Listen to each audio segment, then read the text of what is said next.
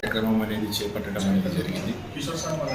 ఇది రాష్ట్ర రోడ్డు రవాణా భద్రతా వారోత్సవాల్లో భాగంగా ఈ కార్యక్రమాన్ని డ్రైవర్లని ఎప్పటికప్పుడు జాగృతం చేస్తూ ప్రమాదాల నివారణకి, భవిష్యత్తులో ప్రమాదాలు జరగకూడదని చెప్పేసినటువంటి ఒక సదుద్దేశంతో రాష్ట్ర గౌరవ ముఖ్యమంత్రి శ్రీ రేవంత్ రెడ్డి గారి ఆధ్వర్యంలో మరి పొన్నం ప్రభాకర్ గారు రాష్ట్ర రవాణా శాఖ మంత్రి వేదిల సారథ్యంలో గౌరవ స్పీకర్ గడ్డం ప్రసాద్ కుమార్ గారి సూచనల మేరకి ఈ కార్యక్రమాన్ని చాలా పెద్ద ఎత్తున జిల్లా యంత్రాంగం చేపట్టడం చాలా అభినందనీయమైనటువంటి విషయం.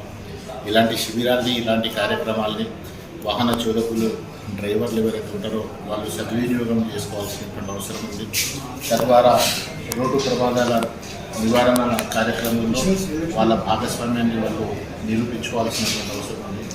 ఎందుకంటే 150,000 మంది ఒక దేశంలో ఈ రోడ్డు ప్రమాదాల వల్ల చనిపోతున్నారంటే కొన్ని కోట్ల మంది ప్రతి సంవత్సరం ఈ ప్రపంచంలో ఈ రోడ్డు ప్రమాదాలకు గురై తమ ప్రాణాన్ని సైతం కూడగొట్టుకొని కుటుంబాలని చాకధికారం చేస్తున్నటువంటి దురదృష్టమైనటువంటి సంఘటనల్ని నివారించడానికి రాష్ట్ర ప్రభుత్వం, రాష్ట్ర రవాణా శాఖ, ముఖ్యంగా వికారాబాద్ జిల్లా రవాణా శాఖ ఎన్నో వినూత్నమైనటువంటి కార్యక్రమాలను చేపట్టడం అనేది జరిగింది.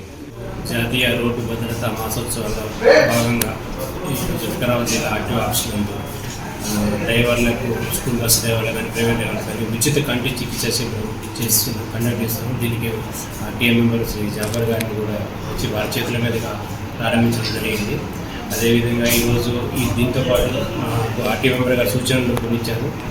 భద్రత విషయమై ఈసారు శ్రీ జాఫర్ గారు చెప్పినట్టు మా ఒక డిస్టిక్ లెవెల్లో ప్రమాదాలు నివారించడానికి అన్ని డిపార్ట్మెంట్లతో మీటింగ్ కూడా జరిపి, పోలీసు కానీ సపోజ్ వేరే ఆర్ఎంబీ వాళ్ళతో పాటు మీటింగ్ జరిపి ఎక్కడెక్కడ ప్రమాదానికి కారణమైన సపోజ్ కొన్ని దిక్కుల రోడ్డు ప్రమాదాలకు రోడ్డుతో బాగా ఉంటుంది, కొన్ని దిక్కుల సిగ్నల్స్ ఉంటాయి, కొన్ని దిక్కుల అట్లాంటి సంబంధిత శాఖలకు అందరికీతో కలిపి మామూలుగా మేము కూడా డిస్టిక్ రోడ్ సేఫ్టీ కమిటీ ఉంటుంది. వాటితో పాటు ఈ గౌరవ జాఫర్ గారు చెప్పినట్టు మిగతా డిపార్ట్మెంట్ కూడా మనం కోఆర్డినేట్ చేసుకుంటూ ప్రమాదాలని ప్రతి సంవత్సరం తగ్గించుకుంటూ పోదానికి మేము కూడా శాశ్వత కృషి చేశారు తెలియజేస్తాం.